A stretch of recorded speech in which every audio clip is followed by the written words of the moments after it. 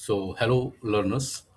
Now today we people will discuss about part 2 of K-means clustering algorithm for the program machine learning using Python.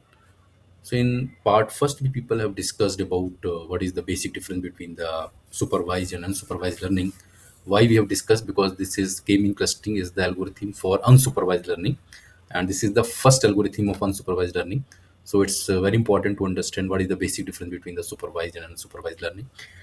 Second important thing we have discussed that whenever we people are going to solve the problem of supervised machine learning, then we need a data which will be comprises of featured variable as well as target variable. While in case of unsupervised learning, target variable will be not given, so we are having only featured variables. And about the k-mean algorithm, we have discussed in previous lectures that we are having a data set, and in k-mean we will divide our data set into few clusters. How many clusters will be there? It will depend upon the value of k. So, but obvious here k will represent the number of clusters in which we are going to divide our data set. Now in part 2 we will take some data set, use Python, and we will learn how to divide that data set into k number of clusters. So without waiting further, let's move to the Jupyter notebook so that we will implement the whole process and see the result. So let's move. So this is the Jupyter notebook. So as usual, these are the two packages we need to import. The first one, as usual, pandas, and the second one from sklearn, we will import k-means function because we are going to apply k-mean clustering algorithm. This is the data set as usual. So I have already imported that particular data set and store into variable df. And df पे जैसे ही हम लोग इस command को run कराएंगे, ठीक, सो हमारा data set हमारे सामने डिस्प्ले हो जाएगा, ठीक। तो so as soon we will execute that particular line, तो df वेरिएबल का जो भी डेटा वो आपके सामने डिस्प्ले हो जाएगा। तो this is the data set, और डेटा सेट में आपके पास दो ही वैल्यूज हैं, age and income. So the purpose is as usual clear that we want to divide the data set into number of clusters. Why? Because we are going to execute k-mean clustering algorithm. तो as usual सबसे पहले, क्योंकि हमारे पास दो ही variable as और income, तो उसको हम लोग क्या करते हैं, फीचर वेरिएबल बना दिया, ठीक। तो D F age and D F income, and उसको उन्होंने एक्स वेरिएबल में क्या कर दिया, स्टोर कर दिया। हर स्टेप को एग्जीक्यूट कराते जाना है एज यूजुअल। नेक्स्ट हमने क्या किया, के मीन जो फंक्शंस था उसको कॉल किया, and in which we have decided कि नंबर ऑफ क्लस्टर्स हमने 3 ले लिया। तो यहाँ पे ध्यान रखना, के की वैल्यू इसका मतलब हमने क्या डिसाइड कर लिए, 3 ले लिए, ठीक। रैंडम स्टेट हम पहले ही आपको एक्सप्लेन कर चुके हैं।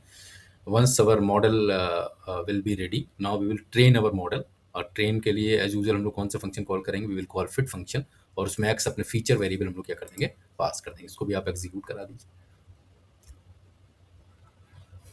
नेक्स्ट हमने क्या कर दिया, जैसे ही मॉडल हमारा ट्रेन हो जाएगा, तो मॉडल डॉट लेबल्स फंक्शन क्या करेगा, हमको बता देगा कि किस रो को किस क्लस्टर में उसने डिवाइड किया है, ठीक। तो हम 3 क्लस्टर्स में अपने डेटा को डिवाइड कर रहे हैं, क्योंकि हमने नंबर ऑफ क्लस्टर्स हमने यहाँ पे क्या लिए, 3 लिए। तो जैसे ही आप इस वाली लाइन को क्लस्टर्स की वैल्यू को एग्जीक्यूट कराएंगे, आप देखेंगे आपका आउटपुट क्या आ गया, 2011।